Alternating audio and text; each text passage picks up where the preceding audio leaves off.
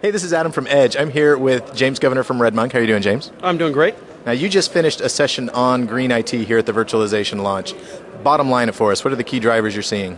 Yeah, I think the key driver is that it's really about lowering cost. Certainly, I can't run around and try and make people worry about fluffy bunny rabbits and polar bears and so on. It's got to be about saving money.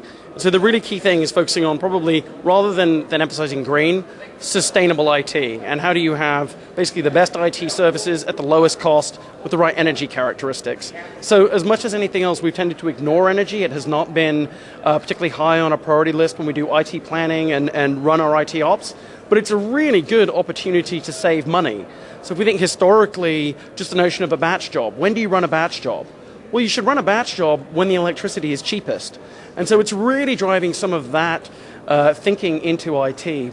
One of the things that we've seen, and just as that session proved, is you ask an audience, how many of you have to pay for your own electricity? And nobody puts their hand up. Yeah. It's kind of like, living with your folks. Because I don't know about you, but when I was at home with my folks, I never turned off a light. Right. But then as soon as I was paying my own electricity bills, that's when I started to turn the lights off. So I think IT is like that. It's like they're living at home with their mom and pop.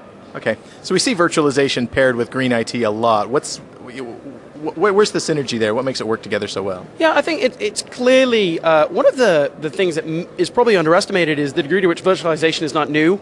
So it may be new for Microsoft, but in mainframes, this is 40-year-old technology, and that was an era of resource constraints. You actually had a lot of constraints about who got to use the system at a particular time, and you couldn't afford to pay for all the storage, you couldn't afford to pay for all of the processors, and that's where virtualization was actually invented, was a time of constraints. And I think what we're seeing again now is people begin to say we really need to drive more constraints into our data center operations so that we have better outcomes. So it's really going back to an era of a little bit of constraint, and really that, I think, is as much as anything else the obvious driver of virtualization, which is, wait, if I'm running 5 servers and all of them are only running at 6%, 5% utilization, surely there's a way to put it all on one box.